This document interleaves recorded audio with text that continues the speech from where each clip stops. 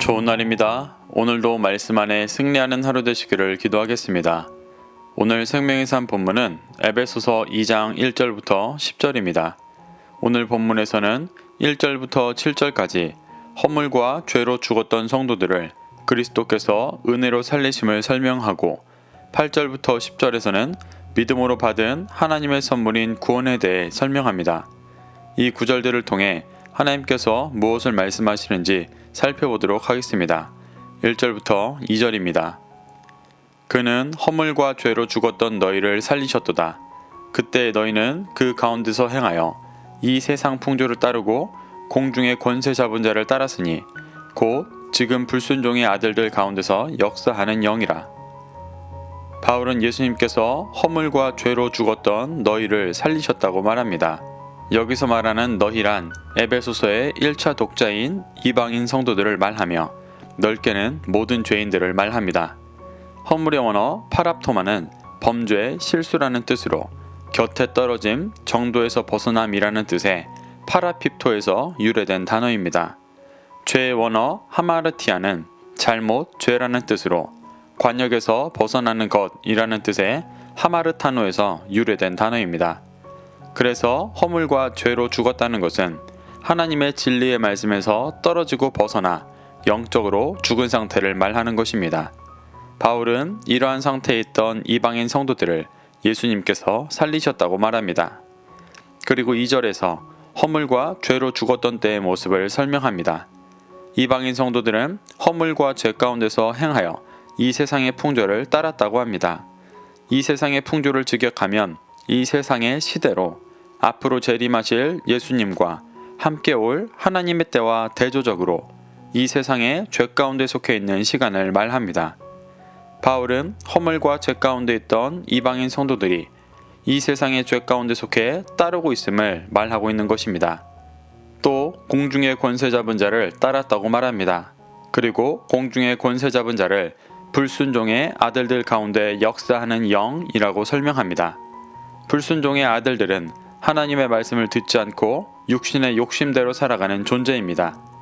예수님은 요한복음 8장 44절에서 형식적인 신앙생활을 하며 진리를 쫓지 않고 육신의 소욕만을 따르고 있는 유대인들에게 마귀가 압이라고 말하셨습니다. 그들은 살인하고 진리에 서지 못하고 거짓말을 하는 압이 마귀를 따른다고 말하셨습니다. 이러한 중심을 가진 자들이 불순종의 아들들입니다. 그 가운데서 역사하는 영, 공중의 권세 잡은 자는 모두 미혹하는 마귀를 말합니다. 바울은 이방인 성도들이 예수님을 알기 전 상태를 허물과 죄 가운데 영적으로 죽어있고 마귀를 따르고 있던 상태라고 말하고 있는 것입니다. 3절입니다.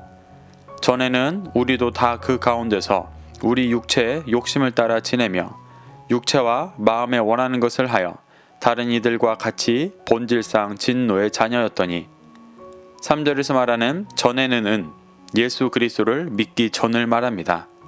바울은 모든 그리스도인들이 예수님을 믿기 전에는 다 허물과 죄에 죽어있고 마귀를 따르는 상태에서 육신의 욕심을 따라 지냈고 육체와 마음이 원하는 것을 하는 본질상 진노의 자녀였다고 말합니다. 바울은 의도적으로 우리라는 표현을 사용하므로 유대인과 이방인 모두가 이러한 상태였음을 말합니다. 비록 유대인들은 하나님을 믿는다고 하고 있지만 형식적인 신앙생활을 하며 진리를 쫓지 않고 육신의 소욕만을 따르고 있는 것이 대부분의 유대인들의 모습으로 영적으로 죽어있는 상태였습니다. 본질상 진노의 자녀라는 말은 불순종의 아들들이라는 표현과 비슷한 표현으로 하나님의 진노를 받을 수밖에 없는 죄악된 모습을 말하는 것입니다. 바울은 이렇게 먼저 유대인과 이방인 모두가 예수님을 믿기 전부터 깊은 죄 가운데 영적으로 죽어있던 존재였음을 말하고 있습니다. 4절부터 5절입니다.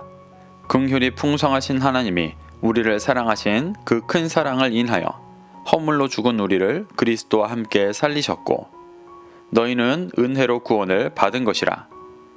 바울은 앞선 절에서 예수님을 믿기 전 깊은 죄 가운데 영적으로 죽어가던 인간의 모습에 대해 설명한 후에 그러한 죄인을 큰 사랑으로 살리신 하나님의 은혜에 대해 말합니다. 먼저 하나님을 긍휼이 풍성하신 하나님이 우리를 사랑하셨다고 표현합니다.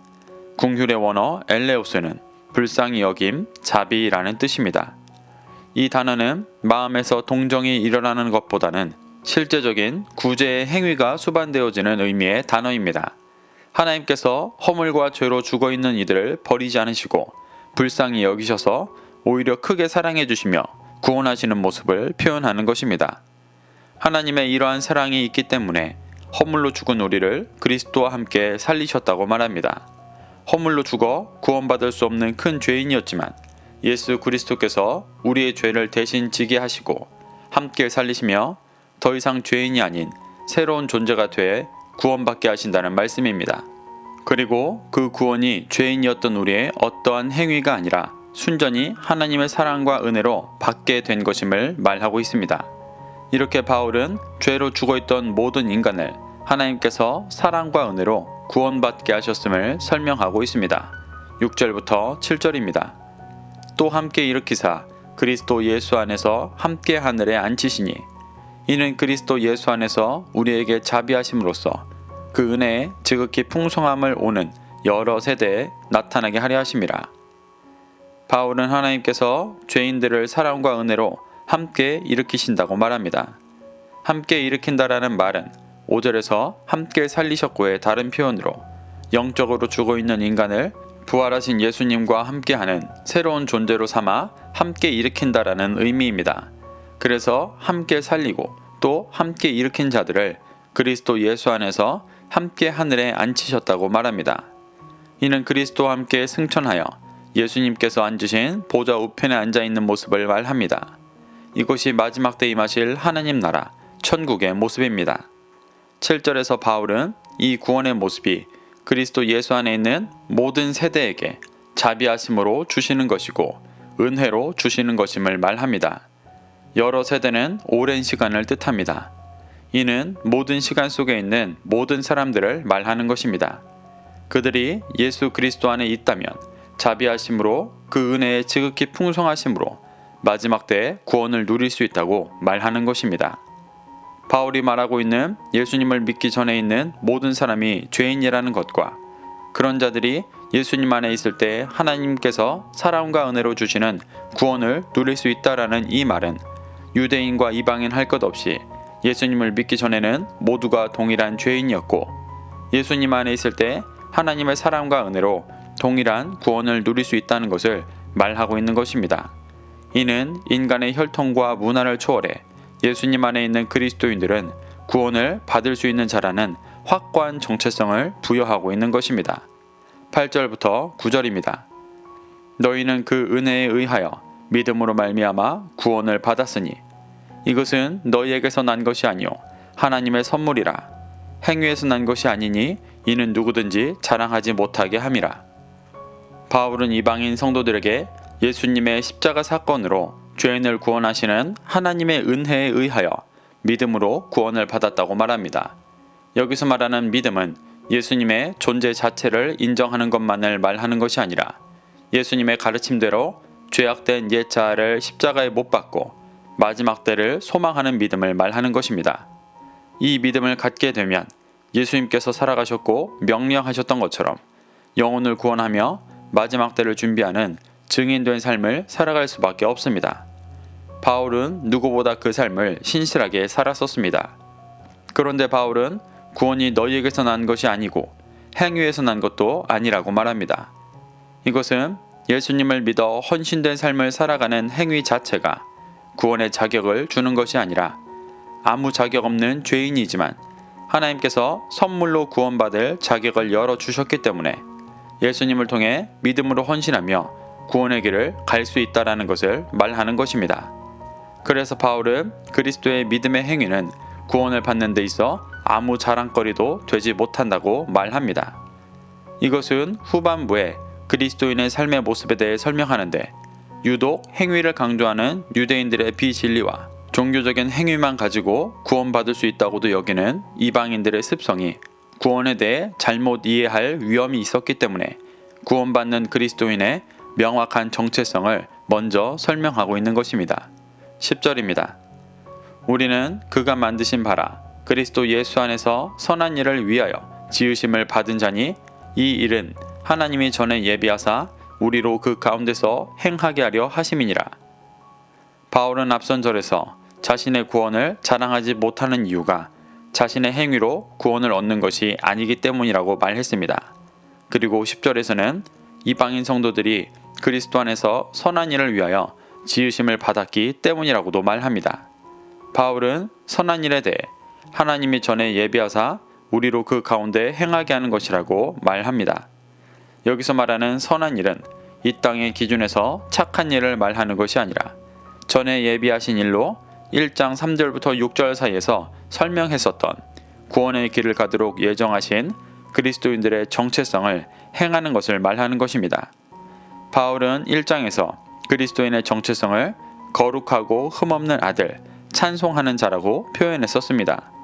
거룩하고 흠없는 아들의 일은 예수님과 같이 영혼을 구원하며 마지막 때를 준비하는 것이고 하나님의 기업을 누리는 것입니다. 바울은 이 일이 창세 전부터 하나님께서 예정해 놓으신 일이기 때문에 아들이 되면 당연히 하게 되는 것이지 그것을 행했기 때문에 구원받는 것이 아니라고 말하고 있는 것입니다. 오히려 하나님께서 아들로 삼으셨던 모든 자들이 그것을 행할 수 없게 깊은 죄 가운데 있었지만 하나님께서 사랑과 은혜로 거룩하고 흠없는 아들로서 살아갈 수 있는 길을 열어주신 그 사랑과 은혜가 구원의 자격을 주는 것이지 자신의 행위를 자랑할 것이 없다고 말하고 있는 것입니다. 이렇게 바울은 죄와 허물로 죽어있던 모든 사람들이 구원받을 수 있도록 길을 열어주신 하나님의 사랑과 은혜를 설명하며 오직 예수 그리스도 안에서 믿음으로 구원받을 수 있음을 설명합니다. 이는 유대인과 이방인 할 것 없이 하나님을 믿기 전에는 모두 동일한 죄인이었지만 오직 예수님 안에 있을 때 구원을 받을 수 있다는 것을 말하며 혈통과 문화를 초월해 예수님 안에 있는 구원받을 그리스도인들의 정체성을 확고히 하고 있습니다. 사랑하는 성도 여러분, 우리는 바울이 전하는 진리 속에서 자신이 그리스도 안에 있어 구원받을 믿음으로 살아가고 있는지를 돌아볼 수 있어야 합니다. 그래서 종교적인 행위만으로 만족하는 것이 아니라 하나님께서 사랑과 은혜로 열어주신 구원의 길을 예수님 안에서 믿음으로 이루어 가게 되시기를 축복합니다. 그래서 오늘도 거룩하고 흠없는 아들로서 말씀을 심령에 새겨 승리하는 하루 되시기를 기도하겠습니다.